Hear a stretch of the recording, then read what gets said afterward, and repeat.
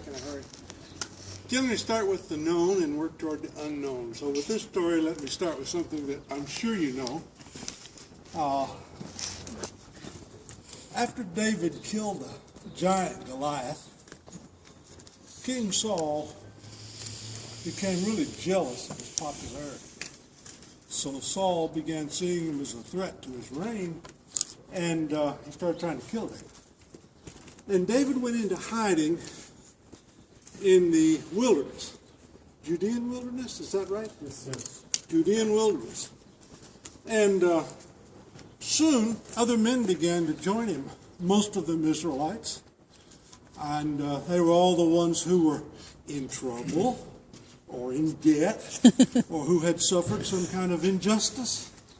And so over time, David became the leader of a band of about 400 men there in the wilderness. And over the years of running and hiding from King Saul and fighting the enemies of Israel, some of these men became fearsome warriors. They became known as David's mighty men. One of them killed 800 soldiers with his spear, enemy soldiers, in a single battle.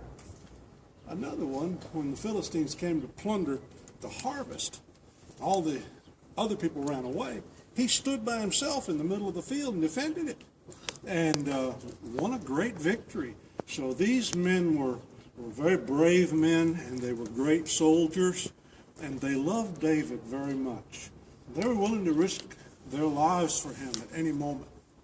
So one day, the Philistines had occupied Bethlehem. And David and his men were in the wilderness in a place that they considered their stronghold. It was a cave. And probably bored out of their minds. And David just commented, he said, boy, it sure would be good to have some of that delicious well water from that well in Bethlehem.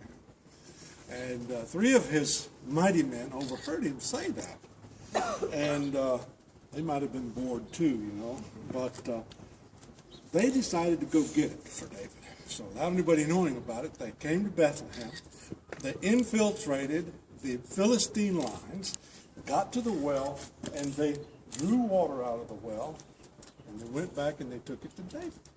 Well, when they gave it to David, and he knew what they'd done, he wouldn't drink it. He poured it out on the ground as an offering to the Lord. Because he said, I can't drink this. This is like the blood of these men who risked their lives to get it for me.